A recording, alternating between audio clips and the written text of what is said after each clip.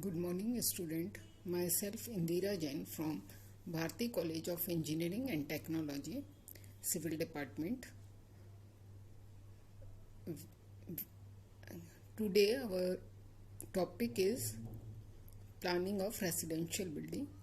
This is a part of BE 4th semester curriculum. Planning of residential building. Residential building क्या होती है या उसकी प्लानिंग करते समय हमको क्या क्या पॉइंट्स कंसीडर करने चाहिए उसके बारे में मैं आपको बताऊंगी. A residential building indicates a unit designed for the residence of human beings on a permanent basis or for a considerable time.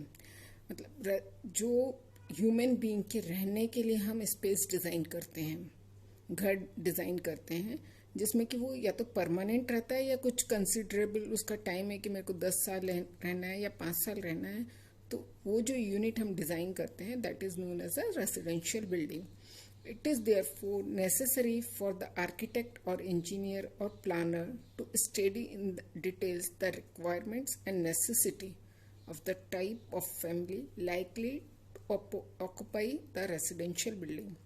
इसलिए ये आर्किटेक्ट, इंजीनियर या जो भी प्लानर है उसके लिए ज़रूरी हो जाता है कि वो उसकी जो ज़रूरतें हैं, उसकी जो आवश्यकता हैं उनको समझे और उसकी फैमिली का किस टाइप का रहन सहन है उसको समझ के वो उसकी हिसाब से प्लानिंग करे, रेसिडेंशियल बिल्डिंग को उसके अकॉर्डिंगली डिज़ाइन करे.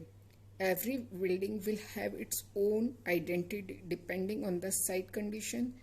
हर घर का, हर यूनिट का एक स्पेशल अपनी कोई आइडेंटिटी होती है. उसकी साइट कंडीशन क्या है, काइंड ऑफ ऑक्यूपेंट्स, रहने वाले किस टाइप के लोग हैं, उनका स्टैंडर्ड कैसा है, किस टाइप का एकोमोडेशन वो चाहते हैं, फैमिली का साइज़ क्या है, मेंबर्स कितने हैं जो कि उस रेसिडेंशियल बिल्डिंग में रहने वाले हैं, उनकी फाइनेंशियल कंडीशन क्या है, वो कितना खर्च कर सकते हैं उस बिल्डिंग को बनाने के लिए.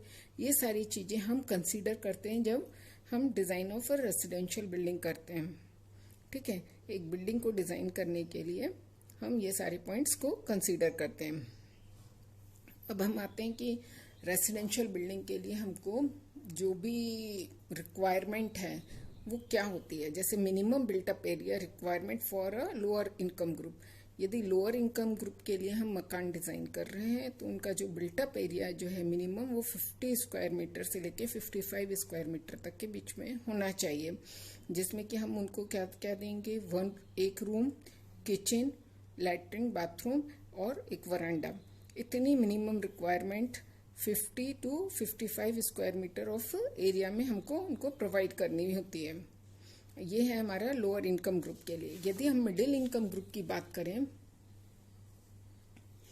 तो हम देखते हैं कि मिडिल इनकम ग्रुप जो है वो 75 स्क्वायर मीटर से 90 स्क्वायर मीटर के बीच में हम उनके लिए यूनिट डिज़ाइन कर सकते हैं, जिसमें कि हमको क्या क्या देना होता है. एक ड्राइंग कम डाइनिंग, मतलब उनका ड्राइंग और डाइनिंग कंबाइंड एरिया हो सकता है, जिसमें एक पार्ट में ड्राइंग रूम हम डिज़ाइन करेंगे, एक पार्ट में डाइनिंग रूम डिज़ाइन करेंगे, फिर एक किचन होगा, एक या 2 बेडरूम्स होंगे उस यूनिट में.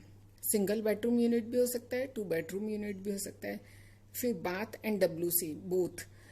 इसमें एक चीज़ ये है कि हम हो सकता है कि एक बाथ को या एक WC को हमने एक बेडरूम में अटैच कर दिया और एक को हम कॉमन कर दें, और वरांडा या बालकनी इसके साथ हम डिज़ाइन करते हैं तो वो हमारा मिडिल इनकम ग्रुप हाउस कहलाता है या रेसिडेंशियल बिल्डिंग कहलाती है. अब हम आते हैं हायर इनकम ग्रुप पे. तो हायर इनकम ग्रुप का जो बिल्टअप एरिया है वो 125 स्क्वायर मीटर से ज़्यादा होता है. मिनिमम जो एरिया 125 स्क्वायर मीटर होता है हायर इनकम ग्रुप के लिए, जो कि जिसमें कि हम क्या क्या इंक्लूड करते हैं. 3 बेडरूम यूनिट हो सकता है, 3 या 4 BHK बोलते हैं जिसको कि हम BHK, B for bedroom, H for hall, K for kitchen, 3 और 4 BHK हाउस, जिसमें कि जो टॉयलेट है with attach to bedrooms, living room होगा, डाइनिंग होगा, ड्राइंग रूम अलग होगा और वरांडा होगा. बेसिक एमिनिटीज जैसे किचन है वो सब तो रहेगा. इसके साथ हम लिविंग और डाइनिंग अलग अलग कर देंगे, या लिविंग कम डाइनिंग हो सकता है, और ड्राइंग रूम जो है एक फॉर्मल ड्राइंग रूम, ये अलग डिज़ाइन करेंगे। तो ये हमारा हायर इनकम ग्रुप के लिए है। फिर हम जब प्लानिंग ऑफ रेसिडेंशियल बिल्डिंग जब हम डिटेल में देखते हैं तो हम देखते हैं कि इसके बेसिक एलिमेंट्स क्या क्या होते हैं ना। तो usually residential building can be divided into the following 3 major area. किसी भी रेसिडेंशियल बिल्डिंग में जो है 3 मेजर एरिया होते हैं। एक लिविंग एरिया होता है, बैठक का जो हम जगह बोल सकते हैं। एक स्लीपिंग एरिया हो सकता है, हमारा सोने की जगह, आराम करने की जगह, और एक होता है सर्विस एरिया। ठीक है, अब इसको हम डिटेल में समझते हैं कि ये सब कैसे वर्क करते हैं, लिविंग एरिया में क्या क्या आता है, और आपका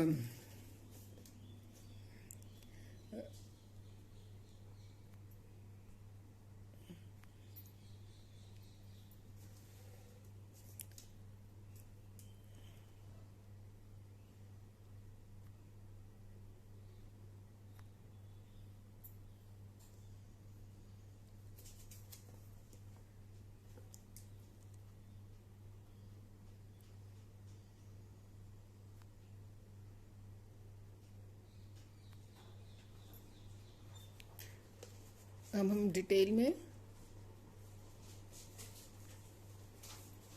हम डिटेल में समझेंगे लिविंग एरिया में क्या क्या आता है, स्लीपिंग एरिया में क्या आता है, और सर्विस एरिया में क्या आता है। लिविंग एरिया फर्स्ट हमारा है। Living area, this area used for general purpose and includes drawing room. ये जनरल हमारा पर्पस होता है इसका। इसमें हमारा ड्राइंग रूम, लिविंग रूम, वरांडा, इस टाइप के एरियाज आते हैं जो हमारे बैठक के एरियाज कहलाते हैं। लिविंग एरिया मीन्स बैठक का area. All this room should be plan near the entrance. हमारे घर की जो मुख्य द्वार है उसके पास होना चाहिए ये सारी चीजें। जब हम लिविंग एरिया को डिजाइन करते हैं, while designing living area, considering following points, क्या क्या पॉइंट्स हैं।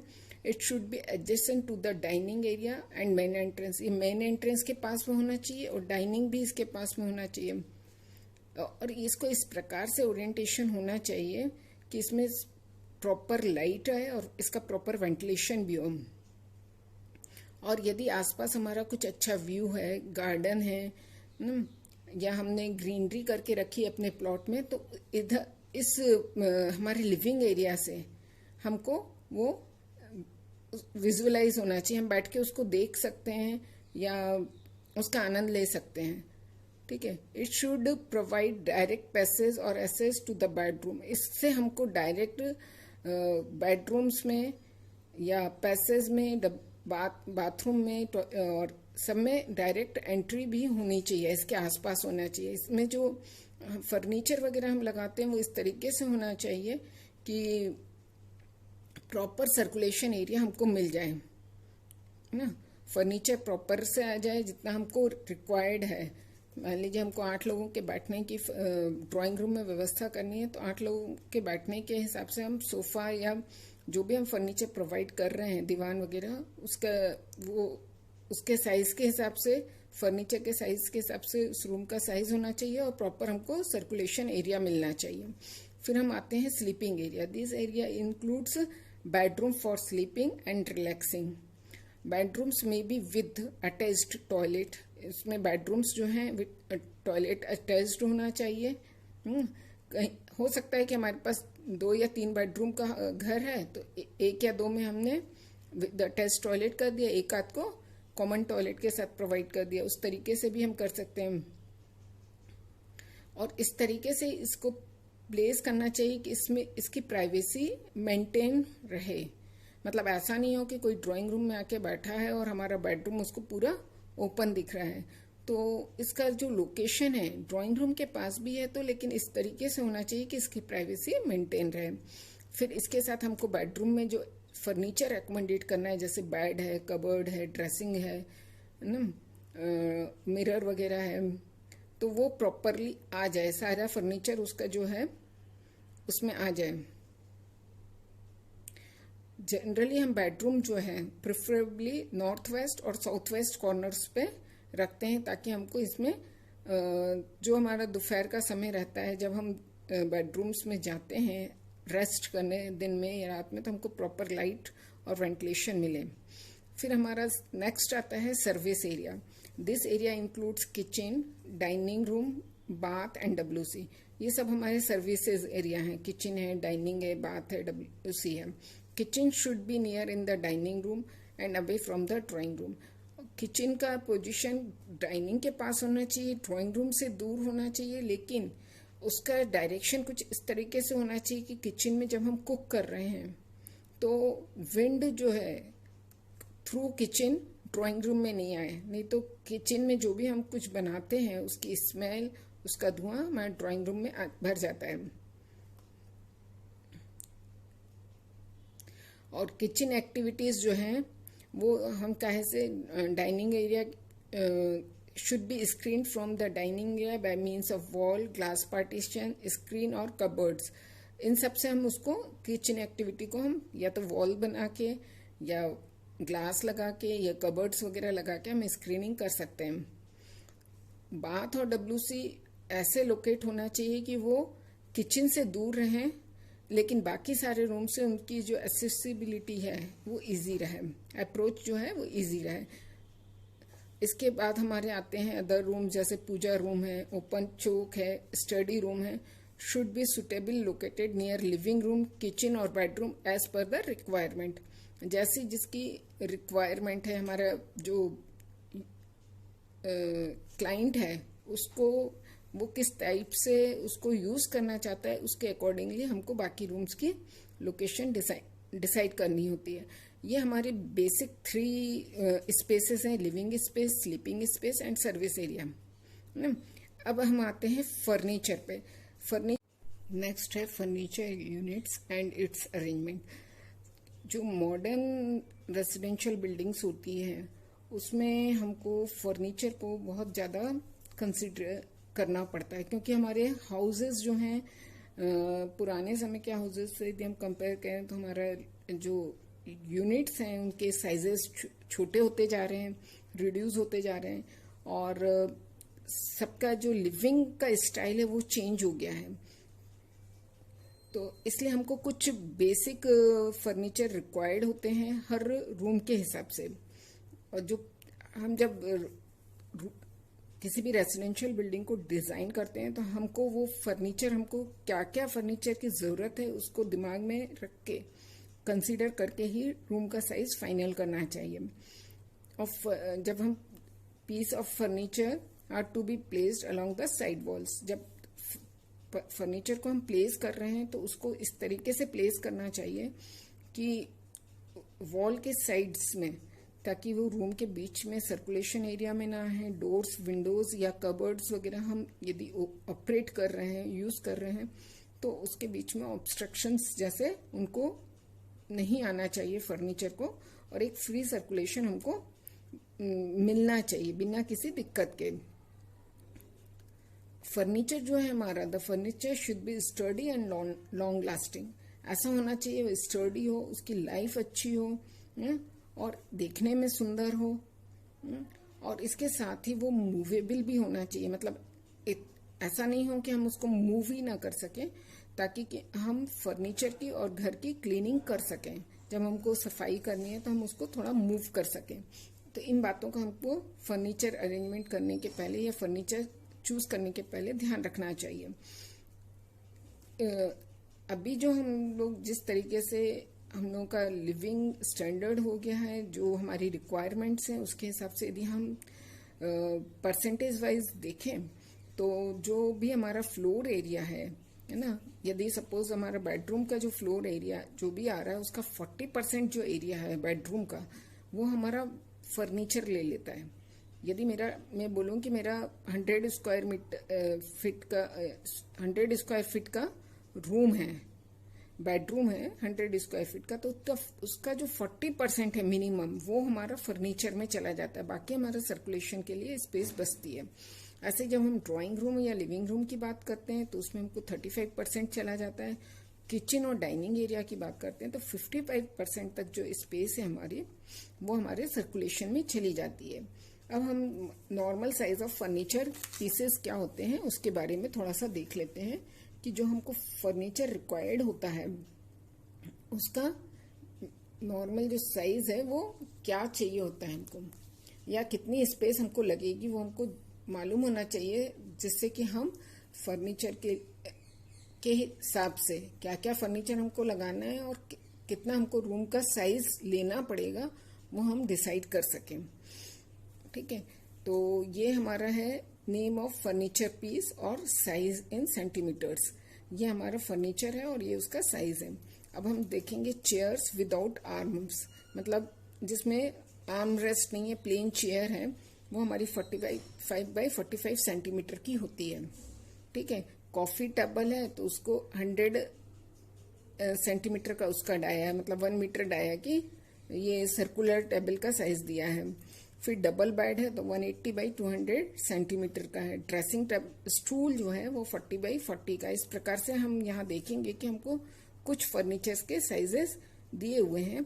कुछ हम और भी इसके अलावा जो हमको ऐसा लगता है कि हमको मालूम होना चाहिए तो वो हम आगे भी पढ़ेंगे और हमको स्टडी करके कुछ हमारा अपना पर्सनल एक टेबल बना लेना चाहिए कि हमको क्या क्या साइजेस किस फर्नीचर के लिए रिक्वायर्ड है, और उसके अकॉर्डिंगली हमको रूम को जब डिजाइन कर रहे हैं तब इसको कंसीडर करना चाहिए।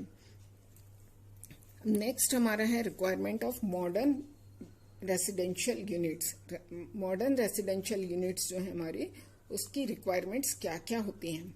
अभी तो हमने बेसिक पढ़ी थी कि भाई एक लिविंग स्पेस होता है, एक हमारा स्लीपिंग एरिया होता है, एक हमारा सर्विस एरिया होता है। लेकिन जब हम मॉडर्न लिविंग की हम बात करते हैं तो उसमें जो रेसिडेंशियल यूनिट्स हैं उसमें और क्या क्या चीज़ें ऐड हो गई हैं, ये तो हमारी कॉमन थी। तो हमारा सबसे पहले आता है जो हम देखेंगे तो बाथ और WC होता है, बेडरूम्स होते हैं, चिल्ड्रंस रूम अलग होते हैं, डाइनिंग एरिया होता है, एक ड्राइंग एरिया होता है, गैरेज है, किचन है, लाइब्रेरी और स्टडी रूम है, लिविंग रूम है, म्यूजिक और रिक्रिएशन रूम है, ओपन चौक और पैसेज। ठीक है, रूम्स फॉर सर्वेंट्स या स्टाफ रूम्स, जो सर्वेंट क्वार्टर्स जैसा जो हम बनाते हैं। यदि हम एक बहुत बड़े बंगलों की बात करें या हायर इनकम ग्रुप वालों की बात करें तो उसमें जनरली आजकल सर्वेंट रूम भी बनने लगा है। स्पेसियस ड्रेसिंग रूम, बेडरूम से अटैच एक रूम होता है जिसमें कि हम ड्रेसिंग टेबल उसी में लगाते हैं, मिरर उसमें लगाते हैं और हमारा जो वार्डरोब वाला एरिया है वो भी उसी में आ जाता है। इसके बाद हमारा स्टेयर है फर्स्ट फ्लोर पे जाने के लिए, या सेकंड मतलब वर्टिकल सर्कुलेशन के लिए हम स्टेयर प्रोवाइड करते हैं। आजकल कई लोग स्टेयर के साथ साथ लिफ्ट भी प्रोवाइड करने लगे हैं। स्टोर रूम है, स्विमिंग पूल है और वरांडा है। ये हमारी बेसिक मॉडर्न रेसिडेंशियल बिल्डिंग की रिक्वायरमेंट है। इसमें आपका जो हमारी रिक्वायरमेंट है, मतलब लोअर वीकर सेक्शन से लेकर हायर इनकम ग्रुप तक की सारी रिक्वायरमेंट्स को इसमें इंक्लूड कर लिया है। हायर इनकम ग्रुप में तो सारी चीजें आ जाती हैं, लोअर इनकम ग्रुप में हम जाएंगे तो हमको सिर्फ एक बेडरूम चाहिए, एक हॉल चाहिए और kitchen, latrine, bathroom, that's all. Middle income group है तो वो 1 या 2 बेडरूम लेगा, एक बेडरूम में टॉयलेट अटैच कर देगा, एक में कॉमन आ जाएगी, उसका ड्राइंग कम डाइनिंग कॉमन हो जाएगा। इस तरीके से हम उसको वर्कआउट करते हैं। ये हमारा बेसिक रिक्वायरमेंट है फॉर मॉडर्न रेसिडेंशियल यूनिट्स का। इसके आगे का टॉपिक हम नेक्स्ट वीडियो में पढ़ेंगे।